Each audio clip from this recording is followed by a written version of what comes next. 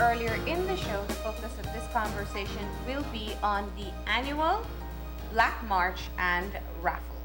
And joining us for this conversation, we have Inspector Fitzroy Yearwood, the Public Relations Officer for the Eastern Division North. We're joined by ACP Desiree Phillips, Officer Commanding the Eastern Division North, and Senior Superintendent Alfred Greenidge, Deputy Officer Commanding Eastern Division North. Good morning. Good morning. Welcome. Good morning. Thank you. Now, I want to start off by just looking at the Black Initiative, and it is Be Loving and Cease Killing. Yes. It was something that was born within the department itself as a public relations approach to dealing with the issues we've been seeing with crime. So let's talk about that. Well, actually, Marlene, thank you for having us this morning. The Black March is something, as you rightly said, that was born from an initiative from the department in an effort to try to promote peace, as the acronym says it all, you know, be loving and cease killing. You know that we were experiencing quite a bit of shooting and murders within the city, and this is one of the approach that we use to try to create and bring forth some awareness. And in the same spirit, it is what we promoted the whole community policing initiative, because this entailed a large organization of different bodies of persons coming together with the same vision, with the same wanting the same outcome.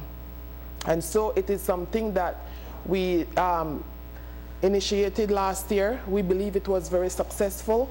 It took us through most, if not all, of the main gang bases. We had pastors on board, the churches that came out, the schools, and we stopped at most of the main gang bases, and a prayer was said, of course, for those that have fallen, and trying to reach out to those who are present.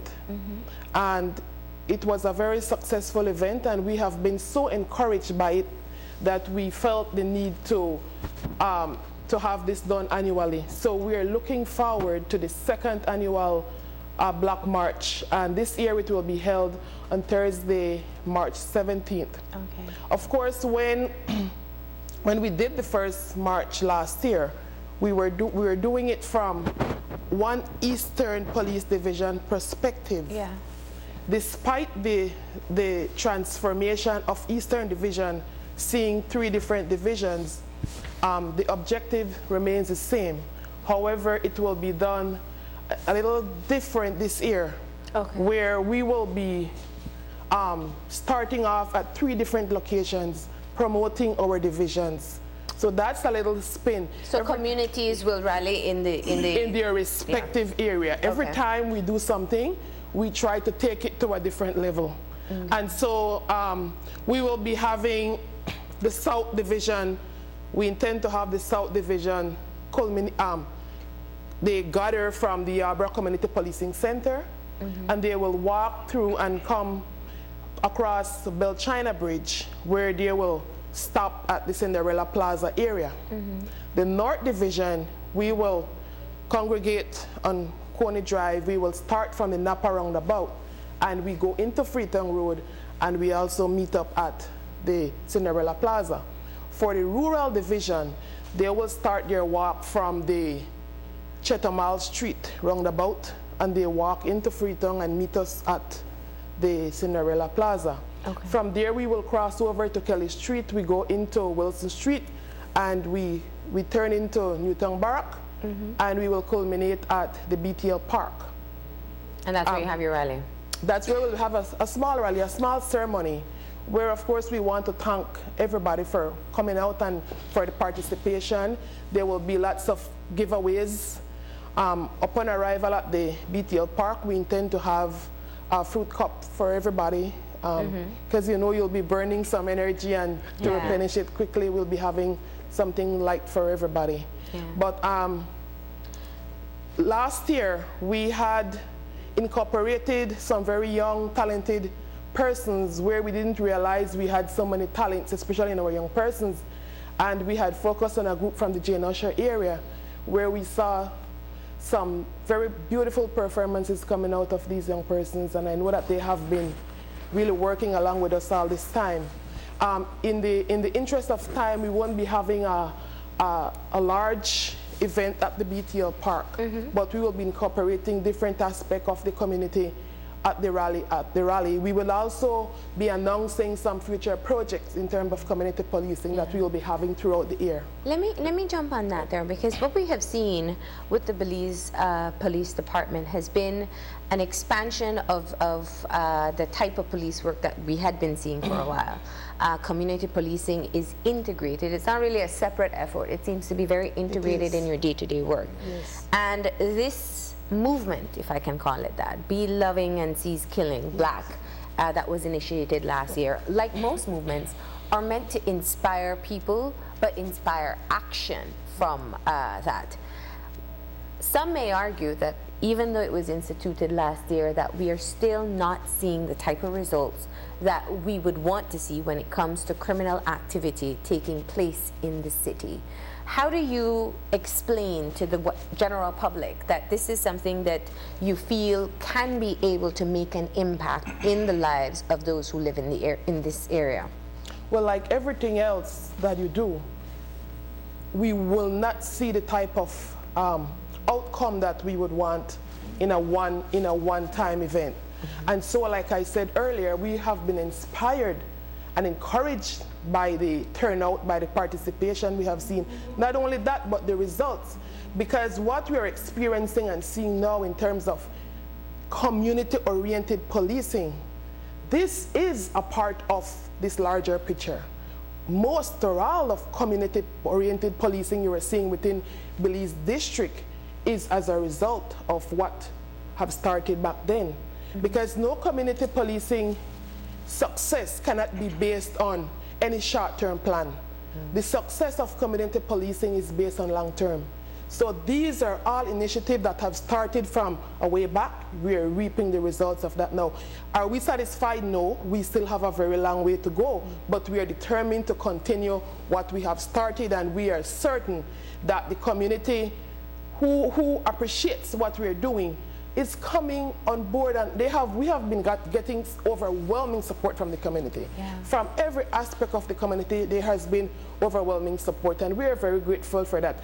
And as time goes by, we will continue to see the kind of results that we wanted, but it can never be a one-time, overnight result. Let me ask one more question just in terms of what we saw last year. Last year, the Black March, as you rightly pointed out, stopped in what are called hotspots in the city. What has been the community support from those specific areas? Because we speak about these areas oftentimes in the media reporting on crimes, but there are other persons who live in these areas who at times have to face the discrimination of living in that area, and also have the type of fear that the rest of us in the city may have as well. What has been the response? If I may answer that one. In the Inter-Eastern Division, every Wednesday, we do what you call meet and greet, where we go into these same hotspots and some not too hot neighborhoods, and we go into people's homes, we hear their complaints, their opinions, and not only do we do meet and greet, but we have other community projects like basketball tournaments, football tournaments. We see tremendous support coming to these tournaments from these same people, whether they're gang elements or regular law-abiding citizens. And like you all rightfully said, that there is a stigmatism because you come from a certain neighborhood. And we try to erase that stigmatism. We create meaningful competition between these groups. Like, for instance, the CYDP Peace Cup. It runs from September all the way up until January. And we can see tremendous support of the community for these youths that participate in these projects. And things like this we try to build on. We try to see if we can have other tournaments during the year, basketball, volleyball, whether it's track and field. But also, when it comes to the days of healing, our police department plays a major role in that also. We participate in it. not only for security purposes, but we actively participate in whatever events that comes up in these community, because like you said, it's community-based orientated policing that we're into, and these are only small projects that brings the community together. On a larger scheme, we have the Neighborhood Watch program, which is an integral part of this same building. And in the Neighborhood Watch program, we have everyone that participates, whether they are referred to as gang elements or criminal elements or law-abiding citizens, it brings everyone together. So then we try to erase all that stigmatism and hope that we can bring normalcy back to these communities. Now, we were talking about some of the hot spots, and very often we've come to this point where there's this division between north side and south side. Representing the north side, what are some of the challenges that exist on the north side of, even though I don't like that demarcation, you know, on the north side? I agree with you about that demarcation, but let's face reality. On the north side of this city, we have all the entertainment centers. We have the casino, we have the nightclubs, we have everything. And in all fairness, people come from both sides of the city to party. So we have a special challenge when it comes to keeping you safe when you attend events on this side of the city. Because if you want to be realistic, we don't see any nightclubs on the south side. We don't see a cinema on the south side. But we over here have to make sure that the general populace is safe. When they come to party, they come to enjoy themselves, they go to the park to have a little family time. While you're in the park, we have to make sure that you are safe and your vehicles are safe. And it's a bit of a different challenge while we are not faced with some of the elements that we have on the south side. Remember, those people come on the north side also. Yeah. And we do have hotspots on the north side. We cannot hide away from that. But we have to do adequate patrolling strategies. We do all different kinds of operations. Some people may complain about it, but we try our best to keep this side of the city safe for you and your families so that everyone can come and enjoy the atmosphere and entertainment that is over here. Yeah. And at the same time, just to add on to what Mr. Yao is saying, it is very important for us to also keep that communication process with our counterparts on the other side, because most of the time when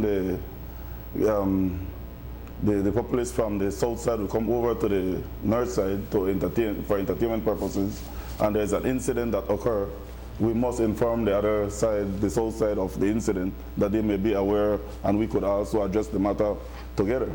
You see, because from time to time we have spill off from these altercations that might occur in our area, and the same in the south side of the city. So we keep that communication process open. I'm glad you're talking about the communication between the north and the south precincts. Yes. Because at times it was positioned that there was some disagreements or disparities between the two sides, and especially with some of the initiatives that how much synergy exists in terms of making sure that there is communication, there is harmonization of what is happening on the north and the south side, and why is that important? Well, it's very important. I must say, as human beings, we will have some sort of disagreement from time to time, but administratively, to be professional, we have to ensure that we do what we are expected to do to get the job done. But I must say the communication process is there, and we meet a lot, we speak to each other, and I know that there is a stigma out there, but it's not the reality. We work together as one, because without we working together, we won't be able to deal with the situation as it arises. So we do communicate. In everything that we do, it is essential that communication remains at its highest level. We are a professional body, and the networking among the three divisions is a must, and we maintain the communication because, like Mr. Greenidge rightly said, that this is a small area in its own way, because people traffic from one area to the other. And for the betterment of the community that we serve, there must be, we will fail if we do not communicate. So the need for us to communicate and to improve on networking is essential for us, and we ensure that in every aspect we must communicate, and we are doing just that. I think there may well be little mischiefs here or there where that actually came out. That is not a reality. We communicate very, very often between the 3 divisions. And for me, especially me, I hold Eastern Division dearly to my heart. And so I always say when we meet, because we meet very often, that this is for the good of the people and for our officers. For the 3 divisions, I still see Eastern Division as one body, because we must come together. Yeah, and there isn't a great geographical divide. Exactly. In fact, citizens may move in all 3 divisions in one day. Exactly. Yeah. But I also wanted to include that in discussions that we had over the past few weeks, if you see right there, we had incorporated both black and white T-shirts, because we had our own idea why we came up with black and white, because the march, the acronym spells black, so that's why we came up with black shirts. Yeah. But in discussions we have had over the past few weeks, we agreed that the march is promoting peace. So we will stick to all white shirts this year, and the logo will be in black. Okay. So we won't be seeing black and white shirts this time around. It will all be white, just increasing that awareness that it is peace we are promoting. Now, when we talk about these initiatives and the way they're born, but more importantly, how they're maintained, and how do you get buy-in from the police department itself to actually make sure that this is it was not a one-off kind of thing that, you know, you did it and but it continues to gain momentum from year to year? Well, I could answer that one, William. William, last year, while we were preparing for the Black March, because at that time I only represented Precinct 3, it was sent to us in a memo that it's a competition. Who can bring the bigger turnout, more initiative, more ideas? And we went all out. That's one of our placards right there. We went all out. Banners, whistles, school bags. We even included some preschoolers, because the aim is to include the entire community. And in reality, these children are part of our community. So we got sponsorship, tremendous support from the business community.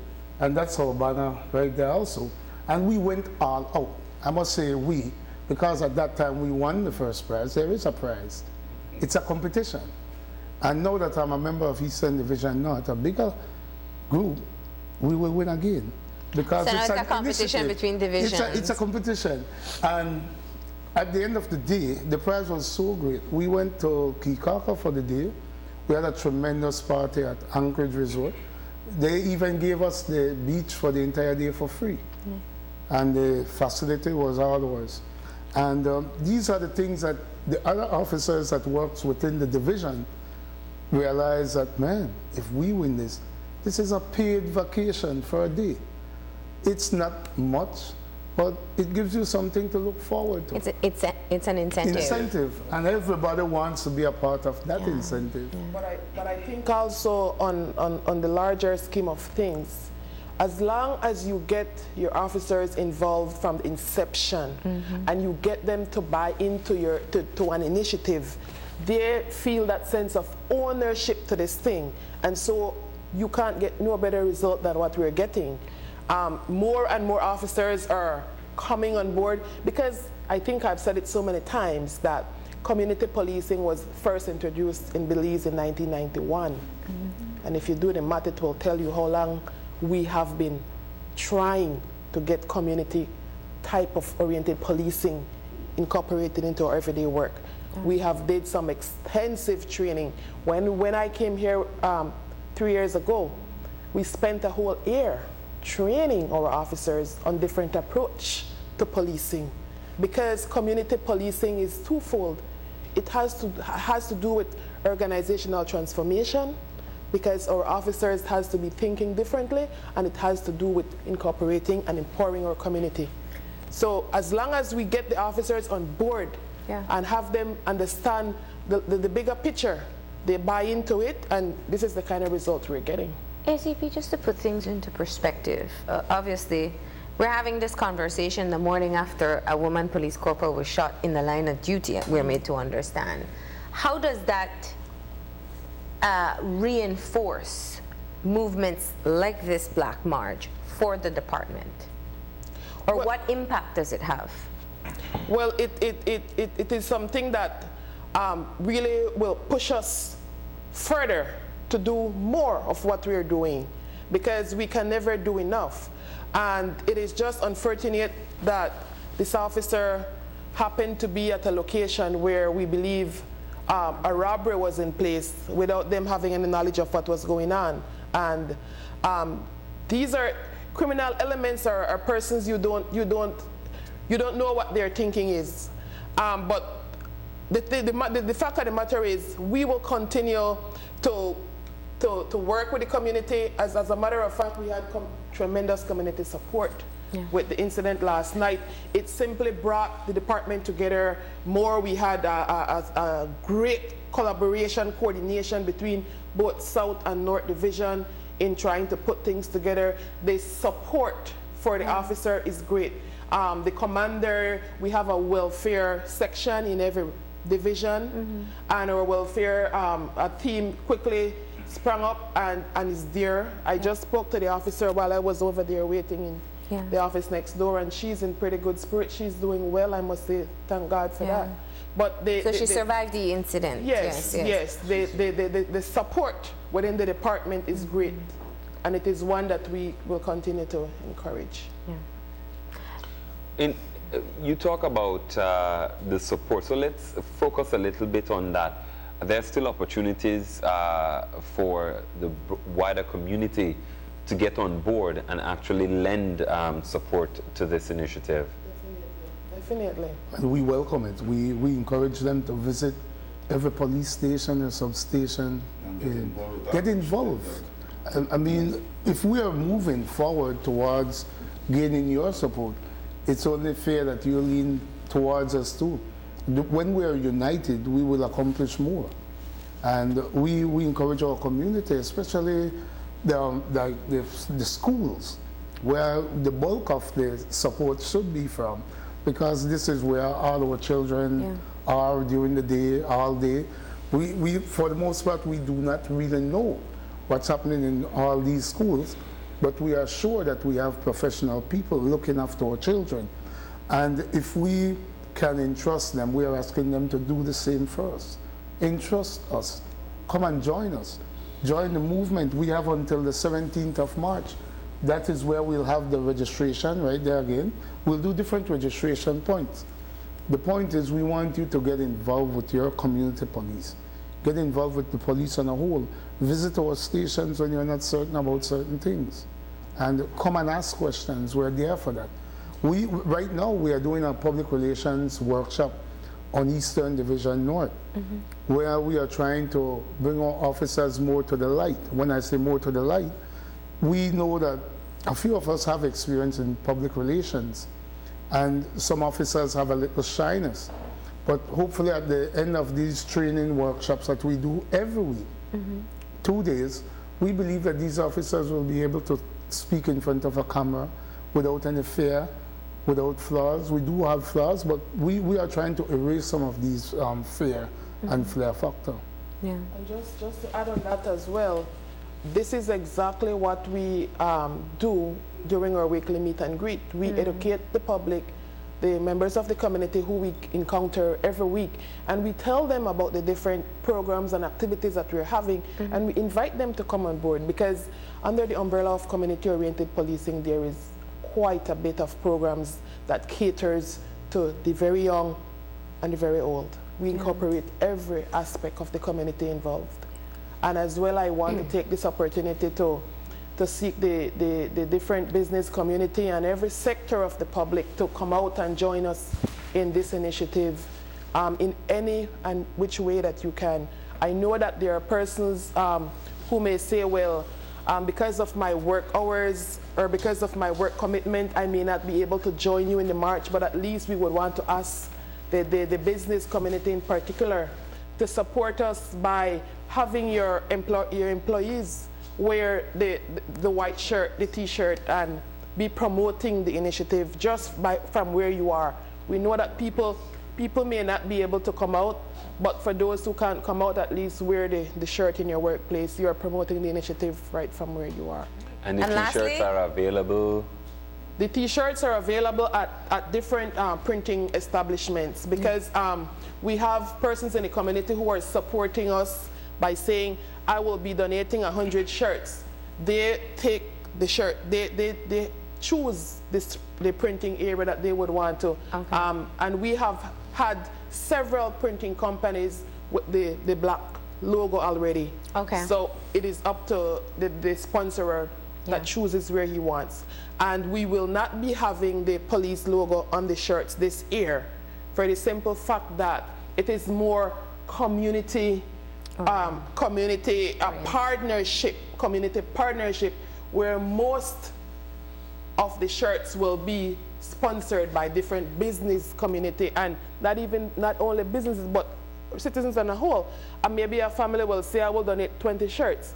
So whatever you want to go, the left side of the left chest or the breast of the shirt is left for the logo to be promoted there for whatever company or name that wants Okay. to go there. I would feel great to see some shirts with the Channel 5 logo on it. Of course. I mean, I'm just asking, right? No pressure. No pressure, no pressure. I already mentioned that he'll be a part of it this year. So. Definitely. Well, hold him to it. And we want to call upon the different media houses because remember the media has a very critical role to play in all of this. And we want to call upon all media houses to support the initiative once again. Last year the support was great, and we look forward to more support this year, that everybody comes on board by sending your cameraman at least to capture the event and promote it as well. Let me just close off because we're out of time at this point, but I don't want you to lose the opportunity to be able to talk about your raffle for the Wingo, right? So. Well, to continue the promotion with our 2016 Wingo, that Mr. Yawood have already begun the campaign with the different media houses. We are raffling our 2016 Wingo. We have partnered with the Caribbean Motors. Yeah. And as such, they have given us a Wingo, a 2016 Wingo, brand new, that we may be able to raffle, not for free, but with the expectation that after the raffle, we are able to pay them what the Wingo costs. Okay. So we have begun selling the tickets already. We are trying to keep it just within the police department for now. The tickets is just for $25 each. So far we have visited the islands where we have our officers there, San Pedro, Kikaka. They have the opportunity as well to purchase tickets. They have purchased tickets already. We have sourced a lot of tickets within Eastern Division, and we are expected within the next couple of weeks to go district-wise for our colleagues that works in the districts, so that everybody who is a member of the department, whether you work as a police officer or a civilian, has the opportunity to purchase a ticket to get into this raffle. The drawing date is June, The drawing right? date is June, but at the same time, we are trying to sell the ticket more faster that we could see if we could draw it at the ending of this month. And we'll be able to get another one that other officers have the opportunity to get in. Okay. So that's the intention for. So any police officer can be able to assist you in getting a ticket? Yes, they could purchase a ticket along with the civilian staff of the department. It's restricted to, so it's not for the wider It is for the public. Not at this time. Not at this Okay. time. Yes. It depends on how the ticket sales go by the end of this month. Yeah. And this has been made clear to our officers because the whole intention of this raffle, this is a first of its kind to this level. to benefit the police. Right, we have never did something of this magnitude, but it will be our joy to see a police officer or a civilian staff, drive out of Queen Street compound in a brand new vehicle that you paid $25 for. We have to get you all to lobby for one for the media. Well, this is also in the spirit of great community policing work. And remember, this vehicle did not come to us for free. We have to pay Caribbean Motors for this vehicle at the end of the raffle, at the end of the sales. Yeah. And we have had very lengthy discussions with them because they kind of, Mr. Emil kind of discourage us. You know, you're getting into something huge.